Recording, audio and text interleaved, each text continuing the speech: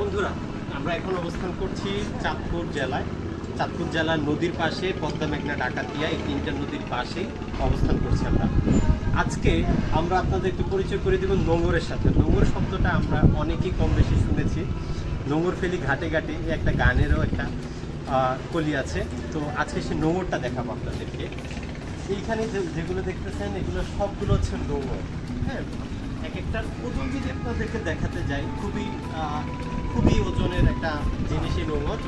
আমরা জানি যখন সমুদ্রের মাঝখানে বা নদীর তীরে যখন একটা এরকম বড় একটা জাহাজকে রাখতে হয়, তো সে রাখার জন্য যেন সেটা নড়াচড়া না করে, এই জন্যই নোঙরটা পানির নিচে রাখা হয়। এই সেই নোঙর, যে নোঙরগুলো আপনারা দেখছেন খুবই সুন্দর, এত সুন্দর শৈলী এবং বৈজ্ঞানিকভাবে বানানো হয়েছে। একদম একটা শেপে যদি আপনাদেরকে দেখাই, এবং এটা এতটাই ওজন যে আপনি একা কখনোই এটাকে তুলে ধরতে পারবেন না। বন্ধু, আরেকটা তথ্য আপনাদেরকে দিই, এই নোঙরটার ওজন হচ্ছে 400 কেজি। 400 কেজি মানে 10 মণ।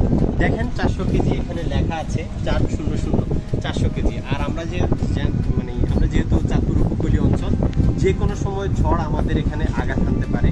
এই কারণে এই নোঙরগুলো ঝড় আসলে ঝড়ের বাতাসে সরে যাওয়ার একটা সম্ভাবনা থাকে।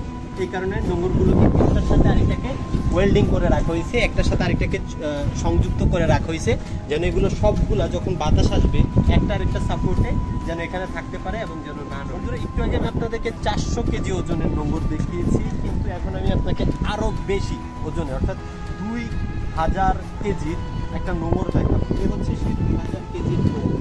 আমরা দেখতে পাচ্ছি এই 2000 কেজির নোঙরটা, এটা আসলে আমার মনে হয় আমি একটু পরিমাণ নাড়াতে পারবো কিনা, আমি পারবো না এটা। দেখাই ওই যে আরেকটা জাহাজ আছে, আপনাদেরকে যদি একদম প্র্যাকটিক্যালি দেখাই, ওই জাহাজে দেখেন সামনে 2টা নোঙর ফেলা আছে। যখনই জাহাজটাকে কোথাও রাখার প্রয়োজন হয় বা কোথাও নদীর মাঝখানে রাখার প্রয়োজন হয়, নোঙরগুলোকে ফেলে নদীর মধ্যে ফেলে দেওয়া হয় এবং জাহাজ থেকে নোঙর করা হয়। দেখি, আমি মনে হয় এটা এই যে জাহাজটা আপনারা দেখতে পাচ্ছেন, এটা হচ্ছে একটা তেলবাহী জাহাজ। সাধারণত তেল পরিবহনের জন্য এই জাহাজটা ব্যবহার করা হয়। বন্ধুরা, আমাদের কাছে পাওয়া তথ্য অনুযায়ী এই জাহাজটা ব্যবহার হয় সাধারণত নদীর মাঝখানে যেই রাস্তা করা লাগে। আমরা সাধারণত নদীর মাঝখানে যখন রাতের বেলা হয় বা দিনের বেলা অনেক সময় দিক নির্দেশনা করা লাগে। তো দিক নির্দেশনার কারণে নদী জানেন একটা বিস্তৃত বিষয়, যে কোনো সময় নৌকা বা অন্যান্য যে জলযানগুলো আছে সেগুলোর ট্র্যাক পরিবর্তন করতে পারে। এই ট্র্যাকগুলোকে অন ট্র্যাকে রাখার জন্য, অর্থাৎ নদীতে রাস্তা করার জন্য এই নৌজাহাজগুলো বিআইডব্লিউটি থেকে ব্যবহার করা হয়। চলুন আমরা একটু করে যাই, দেখি আর কি আমরা দেখি। বন্ধুরা, আমরা এখন দেখছি একটা ছোট্ট ইমার্জেন্সি বোর্ড, ছোট একটি স্পিড বোর্ড। এই স্পিড বোর্ডটা হচ্ছে যখন জাহাজগুলো একটা নির্দিষ্ট জায়গায় যাওয়ার প্রয়োজন হয়, যখন এই জাহাজটা ওই জায়গাতে নেওয়ার পসিবল হয় না, তখন এই স্পিড বোর্ডগুলোকে ব্যবহার করে সেই জায়গাগুলোতে যাওয়া হয়। এখানে আমরা দেখছি এই যে ক্রেনটা দেখতে পাচ্ছেন, এই ক্রেনের সাহায্যে হচ্ছে এই স্পিড বোর্ডগুলোকে পানিতে নামানো হয়। এখানে আরেকটি স্পিড বোর্ড আছে, ঠিক সেম একই রকম। এই যে আরেকটি স্পিড বোর্ড, এবং যদি আমি একটু দেখাই, স্পিড বোর্ডের যেগুলোকে ব্যবহার করে এই স্পিড বোর্ডগুলোকে পানিতে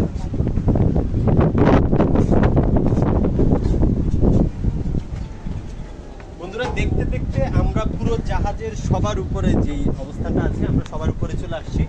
এবং এই জায়গা থেকে ভিউটা কেমন আমরা আপনাদেরকে দেখাবো পুরো বিষয়টা।